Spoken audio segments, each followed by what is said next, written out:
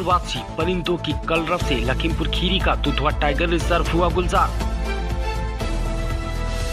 सर्दी का मौसम शुरू होते ही दुधवा टाइगर रिजर्व के जलाशयों में पहुंचते हैं प्रवासी परिंदे। प्रवासी परिंदों की सुरक्षा के लिए पार्क प्रशासन ने किए कड़े इंतजाम। लखीमपुर खीरी जिले के इंडो नेपाल सीमा के तराई में स्थित दुधवा टाइगर रिजर्व हर साल की तरह इस साल भी प्रवासी परिंदों से गुलजार होना शुरू हो गया है। एक बार फिर दुधवा परिंदों की कलरव से गूंजने लगा है, जिसकी जानकारी मिलते ही सैलानियों में खुशी की लहर दौड़ गई है और एक बार फिर देश विदेश से सैलानी प्रवासी परिंदों के दीदार करने और उनकी मनमोहक कलरव सुनने के लिए दुधवा पहुंचने लगे हैं। मैं यहीं पलिया का निवासी हूं और हम लोग अक्सर दुधवा नेशनल पार्क, जो का हमारा राष्ट्रीय उद्यान है, तो वहाँ पर आया जाया करते हैं और वहाँ पर मतलब प्रकृति से लगाव होने की वजह से अक्सर हमारा आना जाना होता है। हमारे फैमिली के लोग, हमारे दोस्त लोग, हम सभी लोग अक्सर वहाँ जाया करते हैं। उधर प्रवासी परिंदों के आने का सिलसिला शुरू होने की जानकारी मिलते ही पार्क प्रशासन ने यहाँ आने वाले सैलानियों के साथ साथ हजारों मेहमान पंछियों के स्वागत और सुरक्षा की तैयारियां भी की हैं। हमारे जो आप देखेंगे सभी जगह चौकसी रहती है और आप लोगों को जानकारी भी हो कि जो दुधवा टाइगर रिजर्व है पूरे भारत में एम स्ट्राइप्स का उपयोग करते हुए सबसे अधिक पेट्रोलिंग करता है। एक टाइगर रिजर्व जिसने करीब 7-8 हज़ार किलोमीटर प्रति माह के दर से शुरू किया था। आपको जान के प्रसन्नता होगी कि आज की डेट में 2,36,000 तक का आंकड़ा छू चुका है और लगातार पिछले 4-5 महीने से 2 लाख किलोमीटर से अधिक का जो पेट्रोलिंग है वो विभिन्न माध्यमों का प्रयोग करते हुए हमारे लोग हासिल कर रहे हैं, तो तमाम चौकसी बढ़ती जा रही है। बता दें, प्रवासी परिंदे सर्दियों के मौसम में ही दुधवा में आते हैं, क्योंकि जब ठंडे जलाशयों में बर्फ जम जाती है तो इन परिंदों के भोजन और आवास की समस्या पैदा हो जाती है।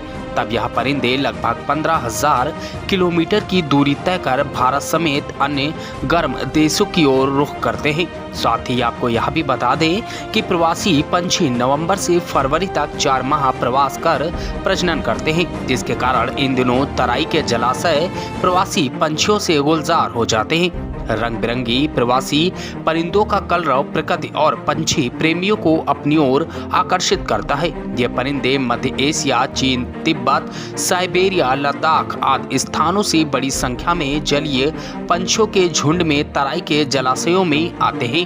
परिंदों में साइबेरियन अबलख, कुर्चिया, बत्तख, जसपुनबिल, ब्रह्मानी डक सहित बोचार्ड आदि शामिल हैं।